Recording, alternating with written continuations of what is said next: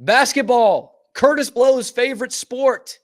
Kick it off tonight, and I do mean tonight, not evening, night, and into tomorrow morning. 10:30 p.m. tip in the Central Time Zone, right after Monday Night Football. How about that for a lead-in for you on the ESPN family of networks? It's Baylor and Gonzaga.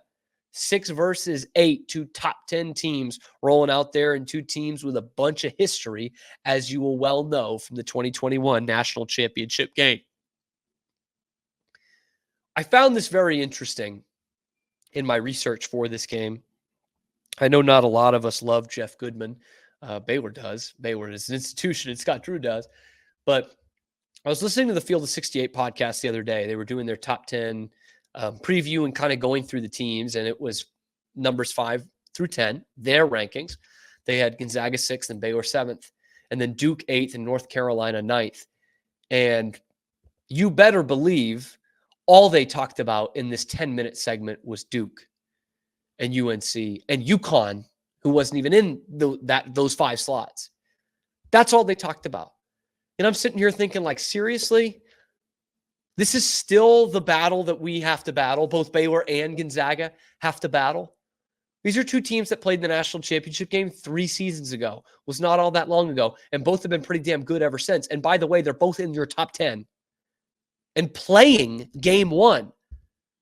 And they knew that. They're playing game 1 of the season. And all they can talk about is Duke's roster and Duke's backcourt. Seriously? This is what we're still doing in 2024? It's the best college basketball game on the schedule, game 1. And all they care about is Duke. Goodman and Fanta and 2 of these other talking heads that are on there. They just want to talk about Duke and Carolina. I know we're not the name brands that those guys are, but it's 2 top 10 teams with new look rosters, new guys in there, 2 great coaches. It's going to be an unbelievable atmosphere in Spokane, both with Final Four aspirations. And by the way, they're not playing in February. They're playing right now. You can talk about the intrigue of this game right now. So that's still where we're at in college basketball, which really sucks that this has to become an island of misfit toys matchup. 2 teams that are in the top 10. Screw them. Screw the national stuff. Okay? You listen to me. You listen to Andy Patton of Locked On Zags. You listen to Locked On College Basketball with Andy Patton and Isaac Shade, who will talk Baylor Gonzaga more than his team, Carolina, today. Listen to us. You know, don't listen to all of that, because this is a great matchup to kick off the college basketball season. Tip off the college basketball season. This Gonzaga team is rolling in some new guys. This is what I find so intriguing about this matchup, not only because, you know, it's game 1. So we're seeing, you know, new teams for sure, but both these teams are mixing in some big time new pieces. The Gonzaga has added Michael Ajayi. I don't actually know how you say it, but he's from Pepperdine, all WCC player. This dude was a walking double-double last year. Okay, who was, you know, putting up numbers against Gonzaga. They saw him twice a year at Pepperdine and were like, we got to bring this kid in here. First team all WCC player, now going to Gonzaga. Usually those guys are already playing for Gonzaga. And one of the guys I really liked out of the portal, Khalif Battle, the guard from Arkansas who had played at Temple and Butler, I think. This kid was averaging 15 points a game for Arkansas last year. And all the Gonzaga people are saying he's coming off the bench. Okay, this is a loaded Zags roster again. A ton of guys coming back too. By the way, last year of the COVID eligibility thing, which is something I do want to explore from a Baylor standpoint in the coming weeks here as we get more into basketball season. But Zags are, you know, a hot pick for the Final Four, and an outside pick for the Final Four is this Baylor team. I am so pumped for this. My man, Armstrong Sims, if you haven't seen it on Twitter, look up Armstrong Sims. I have also reposted it on my Twitter and the Locked On Baylor Twitter. He did this sick 2.5-minute hype video, taking you through Scott Drew's career and the rise of Baylor basketball and getting you ready for this season. And man, oh man, I am ready to run through a brick wall. That alone, plus the Stan the Fan 5-hour energy shot, will be what gets me through this game, which will probably have a very, very late live post-game show for those of you who stay up with it. It will probably just be tomorrow's episode, by the way. Armstrong put up that video. We also put out yesterday who you think Baylor's leading scorer is going to be. And we have talked about so many of these new pieces in here, freshmen and the transfer portal. And yet I was wondering, that's a good question. I'm wondering who is going to be the leading scorer for this team. Norchad Omier, walking double-double. Jeremy Roach can be a guy who could be a 15-point a game guy. VJ Edgecombe going to be a top 5 pick in the draft. Who is it going to be? So much to love about this Baylor team. And we're not going to learn it all tonight, but we're going to get an awesome sneak preview tonight because, it was a fun opening matchup last year with Auburn up at the Pentagon.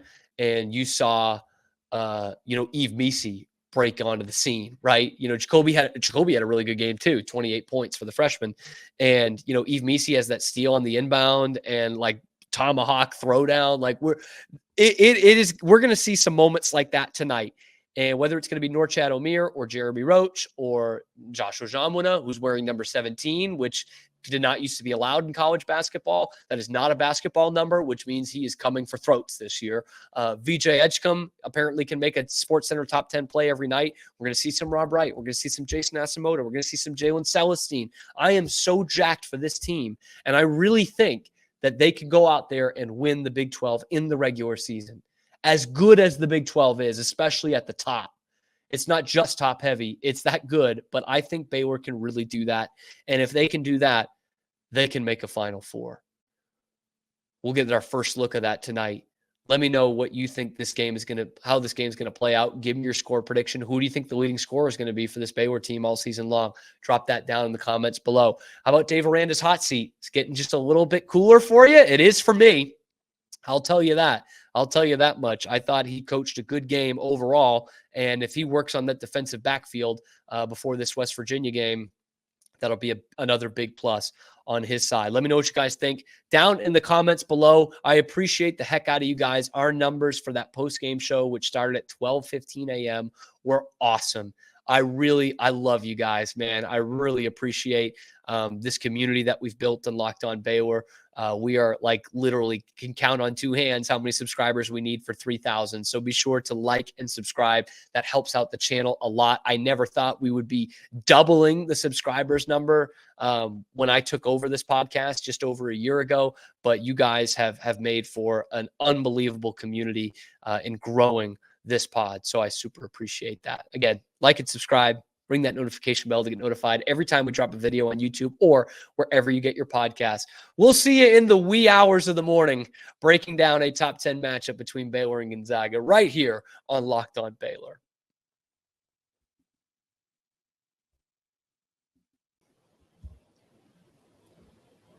Thank you for making it to the end of the video, and thank you for making the Locked On Podcast Network part of your daily routine. We have got you covered with the most Baylor Bears athletics coverage of any outlet that's not directly tied into Baylor University. So if you want more of that, be sure to like and subscribe. Ring that notification bell to get notified every time we're dropping a video here on YouTube or wherever you get your podcasts. Thanks, and sick 'em.